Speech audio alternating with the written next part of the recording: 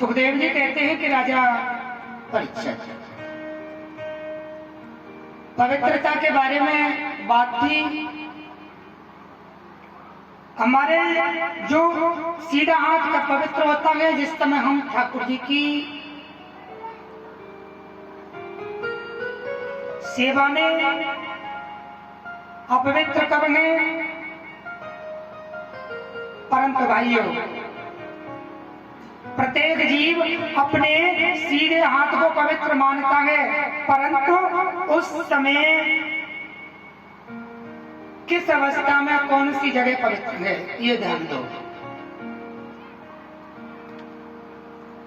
जिस समय हम भोजन करते हैं, जिस समय हम भोजन करते हैं, तो भोजन करते समय हमारा जो सीधा जो हाथ होता है ये अपवित्र बताया गया है, क्योंकि भोजन जो है वो सीधे हाथ से किया जाता है। और भोजन की अवस्था में जो जूठा होता है अपवित्र है, और भोजन की अवस्था में जो हमारा जो टेढ़ा हाथ होता है बाया, ये पवित्र होता है,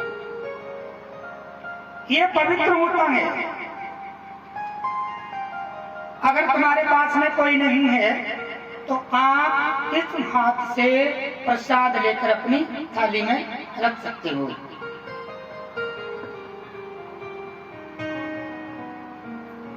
और जिस समय हम लघु शंका दीर्घ शंका का त्याग करते हैं, उस समय हमारा टेढ़ा हाथ अपवित्र होता है। राधे। जिस समय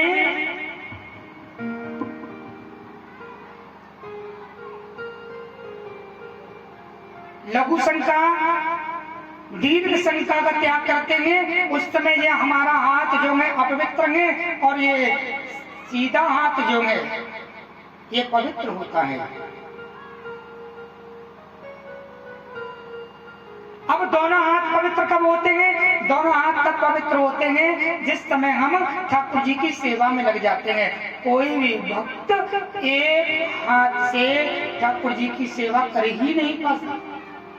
कोई भी एक हाथ से भगवान की ठाकुर जी की सेवा कर सकता है?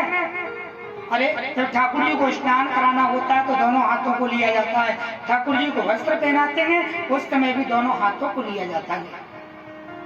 उस समय हमारे दोनों हाथ जो है पवित्र होते हैं। और दोनों हाथ अपवित्र कब है?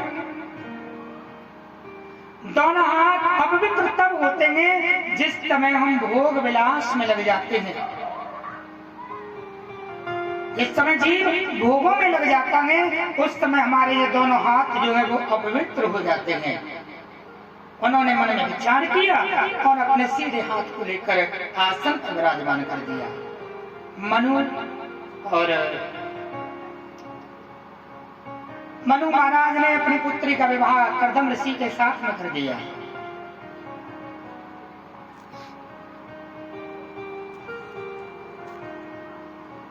कर्दम ऋषि के साथ में विवाह होता है। देवहूति का नाम है बुद्धि। बुद्धि का विवाह एक जीव के साथ में हुआ, परंतु विवाह होने के बाद में कर्दम ऋषि तपस्या में बैठ गए। और तपस्या में बैठ जाते हैं और तपस्या से कब जागते हैं? जब वो बूढ़े हो गए। कर्दम देवहूति दोनों बूढ़े हो जाते हैं।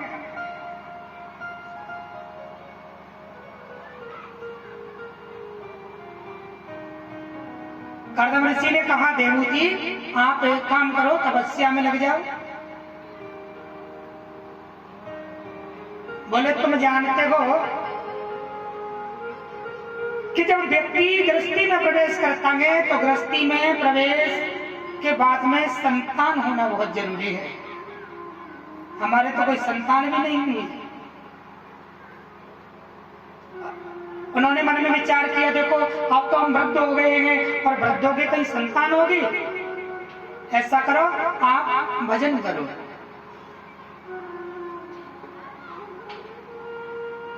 बोले नहीं, संतान का होना बहुत जरूरी है। उन्होंने क्या किया, एक विमान बनाकर तैयार किया। उस विमान में रहने की व्यवस्था है, खाने पीने की व्यवस्था है, सोने की व्यवस्था है, दास दासियां सेवा करने के लिए है।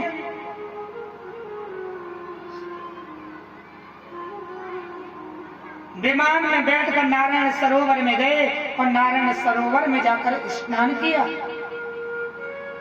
और स्नान करने के बाद में 21 वर्ष की अवस्था महात्मा की होती है और देवहूति की अवस्था 16 वर्ष की हो गई। उसी विमान में 9 कन्याएं जन्म लेती हैं।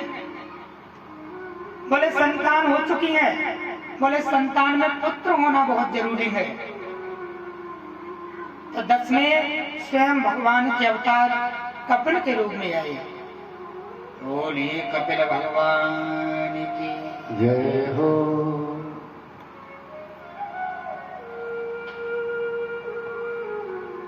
महात्मा जी ने कहा, देखो देवहूति ऐसा है, हम तो तपस्या करने के लिए जा रहे हैं और तुम जो है अपने पुत्र के मुंह में रहो। महात्मा जी तपस्या करने के लिए चले गए, परंतु देवहूति जो है पुत्र का मोह त्यागती नहीं है।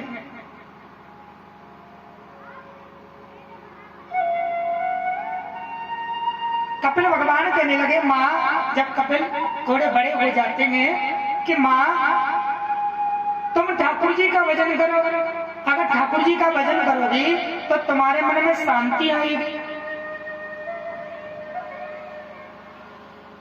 मैया कहने लगी, बेटा मेरे मन में शांति तो प्रकट तब हो रही है जब मैं तेरे दर्शन करती हूँ। कपिल भगवान कहते कि ना मैया, परमात्मा की भक्ति करो, परमात्मा की भक्ति करें। बोले ये भक्ति क्या होती है? बोले 9 प्रकार की भक्ति है। श्रवणम कीर्तनम विष्णु स्मरणम पाद सेवनम अर्चनम वंदनम दास्यम सांख्य मात्म निवेदनम।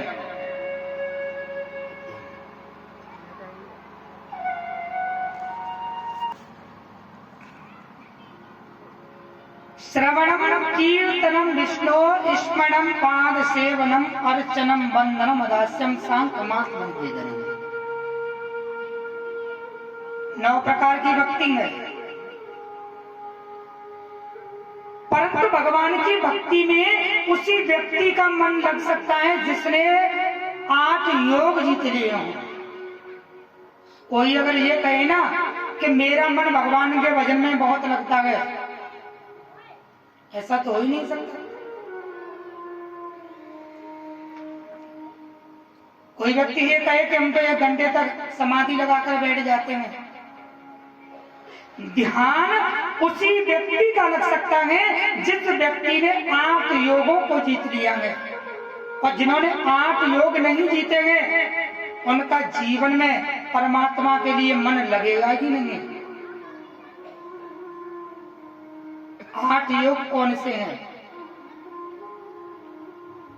अष्टांग योग क्या है? कपिल भगवान कहते हैं सबसे पहले है यम। यम नियम, आसन, प्रत्याहार, प्राणायाम, ध्यान, धारणा, समाधि। यम किसे कहते हैं? यम कहते हैं तो कुछ सीधा सा अर्थ तो ये है कि कभी किसी का दिल मत दुखाओ, कभी किसी से जलन पैदा मत करो। परंतु हमारा योग पहला ही पूरा नहीं हो पाता। व्यक्ति अपने दुख से दुखी नहीं होता है, सामने वाले के सुख से दुखी होता है।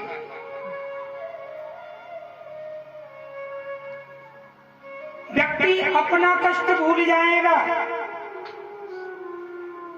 और दूसरे का कष्ट जो है लेकर अपने अंदर प्रकट कर लेता है। यम को पक्का करो। जब आपका मन ऐसा हो जाएगा, अगर किसी का सोना पड़ा है, ठीक है, मैं कोई लेना नहीं है, मिट्टी है, छोड़ दो। तुकाराम संत थे, तुकाराम संत आगे जा रहे थे, उनकी पत्नी पीछे थी। तुकाराम संत ने देखा कि एक सोने की पोटली पड़ी हुई है, उसमें से गहने सोना दिखाई दे रहा था। उन्होंने क्या किया, मिट्टी ली और मिट्टी से उसे ढक दिया। उनके मन में यह विचार था कि पीछे मेरी पत्नी है, ऐसा न हो इन गहनों को देखकर उसका मन विचलित हो जाए। जब उनकी पत्नी निकल जाती है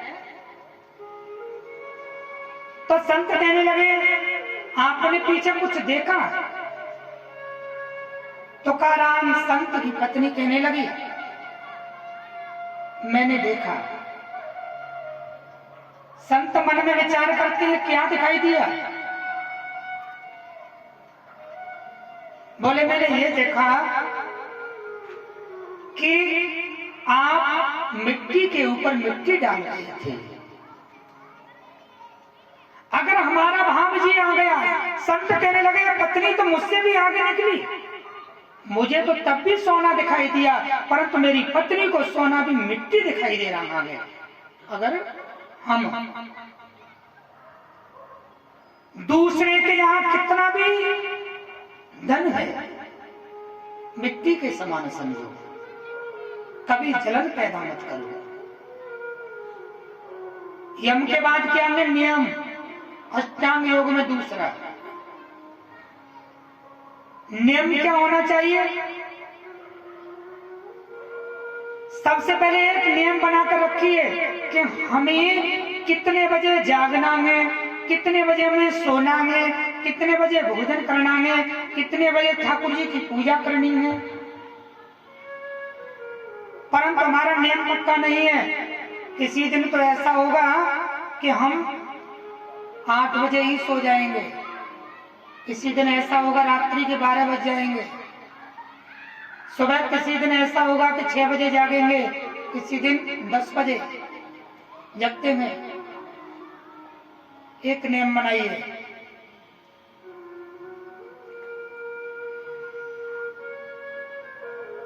जिस व्यक्ति के अंदर जीवन में नियम नहीं है वो बेकार है।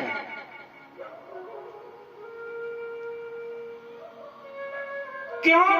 अब मान लीजिए तुम ठाकुर जी की पूजा 8 बजे करना प्रारंभ कर दो, तो ठाकुर जी आपके यहाँ 8 बजे ही आएगा। ऐसा नहीं है कि हर समय 24 घंटे आपकी रखवाली करेगा घर की, ठाकुर जी हैं, नहीं। जिस समय तुम्हारा पूजा का समय है उसी समय परमात्मा वहां प्रकट होता है मूर्ति के अंदर, हर समय नहीं है। आपने कभी जीवन में अनुभव किया होगा कि आज ठाकुर जी बड़े प्रसन्न हो रहे हैं पूजा में बैठो, कभी ऐसा लगेगा आज ठाकुर जी उदास हैं, या कि ये झलक है। जैसे कि मान लो किसी गाय को भोजन देते हो, गाय उसी समय तुम्हारे दरवाजे पर आकर खड़ी हो जाएगी, तुम भूल जाओगे परंतु गाय नहीं भूल सकती है। एक नियम बनाकर रखिए, कितने बजे जागना है, कितने बजे पूजा करनी है, कितने बजे ध्यान लगाना है। यम, नियम और आसन।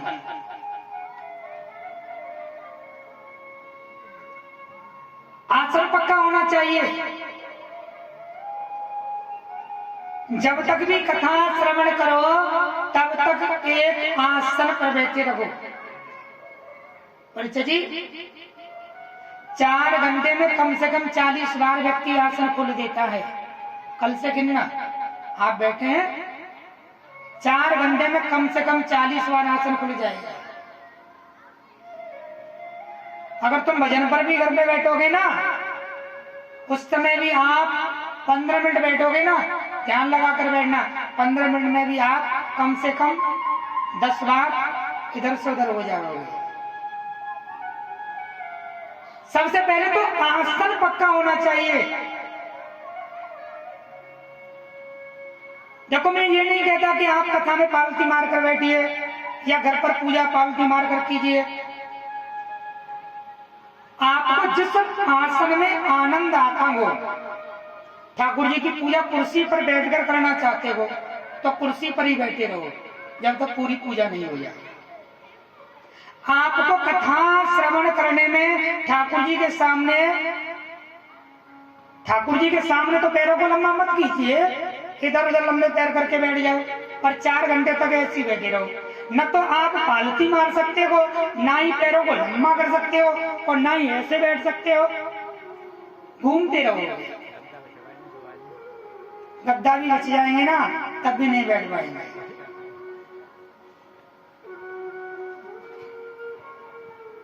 आसन को पक्का करो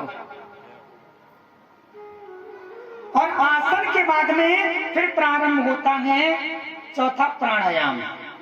जब आसन लगाकर बैठ जाओगे ना तो प्राणायाम करोगे। प्राणायाम होता है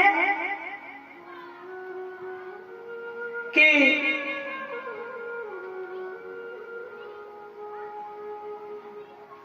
बाहर की जो वायु होती है उसे हम अंदर लेते हैं,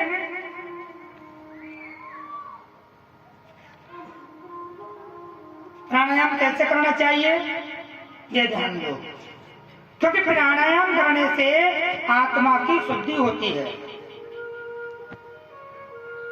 सबसे पहले जो भी आप आसन लगा रहे हो ये मुद्रा होती है और रीढ़ की हड्डी को सीधा किया जाता है। नाक का अग्रभाग दिखना चाहिए। अगर आप रीढ़ की हड्डी को टेढ़ा कर दोगे तो नाक का अग्रभाग नहीं दिखेगा। रीढ़ की हड्डी को सीधा करोगे तो नाक का अग्रभाग दिखना चालू हो जाएगा बीच का। थोड़ा सा इको कम कर इसका।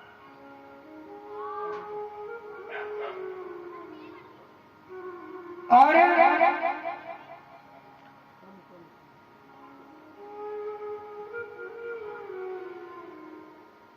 जो भी गुरु मंत्र है या गायत्री मंत्र है, जो भी मंत्र है उस मंत्र के द्वारा ही हम बाहर की वायु को अंदर लेते हैं। जैसे ध्यान दें,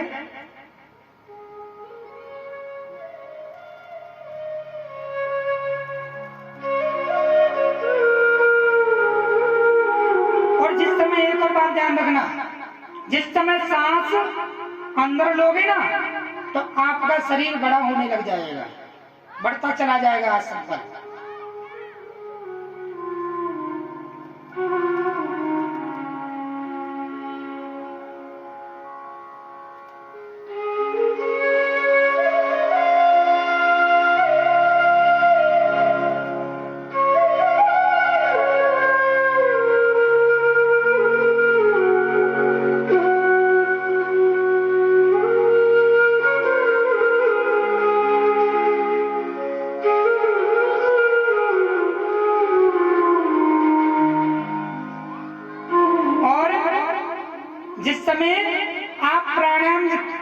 अंदर सांस को रोक लोगे, जब मन विचलित होगा धीरे धीरे धीरे धीरे प्राणायाम पूरा होता चला जाएगा आपका, तो आपके इसी जो रीढ़ की जो हड्डी है यहाँ 6 चक्र बनने प्रारंभ हो जाएंगे। मणिपुर चक्र, अनाहत चक्र, विशुद्धि चक्र, आज्ञा चक्र, सहस्राक्ष चक्र। ये 6 चक्र उसके पीछे प्रकट होने लग जाते हैं। 3 चक्र और बनते हैं, वो कुछ विद्वान बताते हैं यहाँ। और वैसे प्राणायाम में वास्तविक तो रेचक, पूरक और कुंभक, इन्हीं के बीच में 3 और प्रकट होते हैं। और धीरे धीरे फिर हवा को निकालते हैं और फिर धीरे धीरे शरीर जो है अपनी जगह पर। उसे करने से बीमारी नहीं होती है, परमात्मा का शुद्धि करण शरीर का होता है, गोविंद का भजन करने में मन भी लगता है। 5वां कौन सा है अष्टांग योग में? प्रत्याहार। प्रत्याहार किसे कहते हैं? प्रत्याहार कहते हैं कम भोजन करना।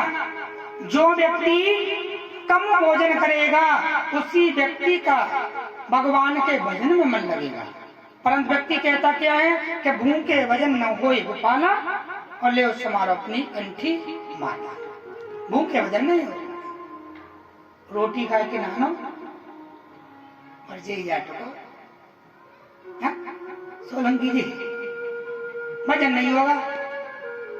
अगर पूछा जाए परीक्षा जी को, परीक्षा जी कम से कम 15 साल 10 साल पहले शिष्य बन गए, इनसे पूछा जाए कि आपने 15 साल में कितना भजन किया होगा? 15 साल में 15 दिन ही भजन किया होगा। हमसे बोलो राधे।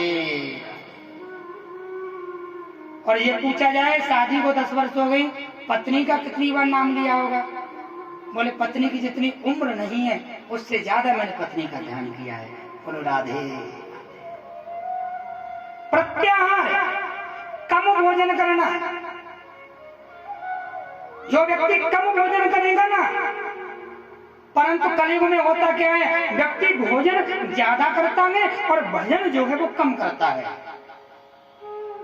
अगर इसे देखा जाए, प्रैक्टिकल करो, सत्य बताना, कोई भी किसी से भी पूछो आप भोजन करने में कितना समय लगाते हो? अरे चलिए आप ही बताओ। चलो आपकी पत्नी देखो कितना समय लगाती है भोजन करने में? 5 मिनट? सत्य बोलना 10 मिनट, 15 मिनट, 15-20 मिनट तो ही जाती है ना। घड़ी लगा लेना, आज कल बता देना। अगर सामने टीवी चल रही हो ना तो आध घंटे की मालूम नहीं पड़ेगी। सास बहू के झगड़े का कोई नाटक आ रहा हो, 1 घंटा मालूम। व्यक्ति 20 मिनट भोजन करने में लगाता है परंतु 20 मिनट भजन करने में नहीं लगाता है। क्यों? संसार में जीव जो है भोजन ज्यादा करता है और भोजन में समय भी ज्यादा खर्च करता है, और परमात्मा के लिए भजन करने में 10 मिनट इतनी भारी पड़ती है, पता नहीं कितना बोझ ले शरीर पर। कह रहे ठाकुर जी नवाने पड़ेंगे, ठाकुर जी की पूजा करनी पड़ेगी। अरे संसार में दिया ही किसने है? परमात्मा ने। कलयुग में ध्यान दीजिए, कलयुग में परमात्मा का भजन ज्यादा कीजिए और भोजन कम कीजिए। जो व्यक्ति ज्यादा भोजन करता है, ध्यान देना, जो व्यक्ति ज्यादा भोजन करता है उस व्यक्ति का जीवन जो है वो कम होता है, और जो व्यक्ति कम भोजन करता है उसकी उम्र ज्यादा होती है।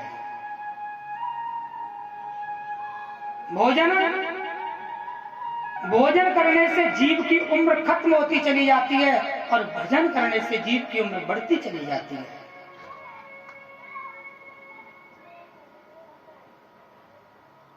यम नियम आसन प्राणायाम प्रत्याहार, और छठा क्या है? ध्यान। तब अगर तुमने ये 5 नियम पक्के कर लिए तब तुम्हारा ध्यान लगना चालू होगा पूजा में। और ध्यान जब लगना चालू होगा ना तो 7वीं है धारणा। धारणा किसे कहते हैं? धारणा कहते हैं विश्वास को। जब तुम्हारा पूजा में मन लगे ना, कभी देखना उस समय ही ज्यादा काम बिगड़ेगा तुम्हारा। बोलो राधे राधे। क्या तो बच्चा रो रहा होगा कि घर पर कोई आ जाएगा? क्यों? वो तुम्हारी परीक्षा होती है। अगर तुम्हें विश्वास हो गया कि मंत्र जाप मुद्रण विश्वास, अगर तुम्हें मन में विश्वास है कि होगा वही राम रचना का, और तुम धारणा करके विश्वास करके ठाकुर जी की सेवा में लगे रहे, काम घर में बिगड़ता है तो बिगड़ जाने दीजिए। अगर उस समय अगर तुम ठाकुर जी की सेवा में छोड़ दो, परमात्मा के ऊपर जो है सब तेरा है, तो उसी समय पे पता है 8वां योग कौन सा है? उसे कहते हैं समाधि। आप जिस अवस्था में हो उसी अवस्था में वही के वही बैठे रह जाओगे। परंतु बहुत से कहते हैं कि हमारा मन लगता है, समाधि लग जाती है, ये हो जाता है। सब झूठ बोलते हैं। कोई कहना महाराज जी आप कितना वजन करते हो? एक और मैं आपको बात बता दूं, जब मन करे तब भोजन करो, जब मन करे तब भोजन करो और जब मन करे तब भजन करो। वही फलीभूत होता है। मन है नहीं है और ठाकुर जी के जबरदस्ती सामने खड़े हो तो बेकार है। भूख नहीं है, कहते हैं कि वृथा वर्षा समुद्रेषु अतृप्त नामन भोजने। अगर वर्षा समुद्र के ऊपर होने लग जाएगी तो वर्षा का कोई महत्व नहीं है। अगर भोजन करे हुए व्यक्ति को तुम भोजन कराओगे तो भोजन बेकार चला जाएगा।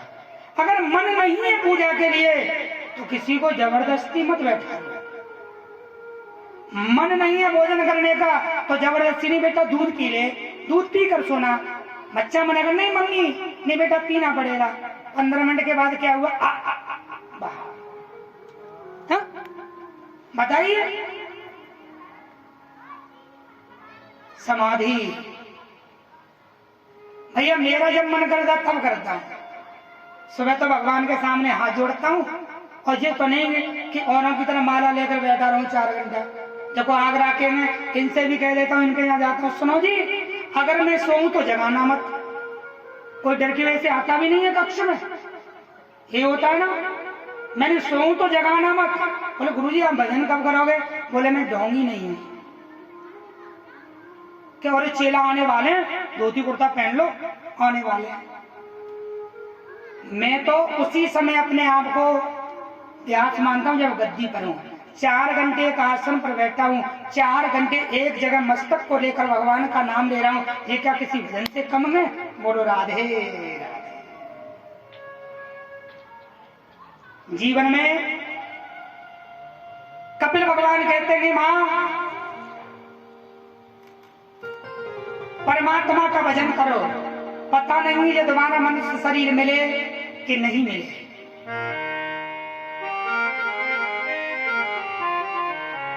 कोई संसार में किसी का साथ नहीं देता है। मरने के बाद में भी इस शरीर को शमशान भूमि में ले जाते हैं और वहां जाकर इसे जला देते हैं।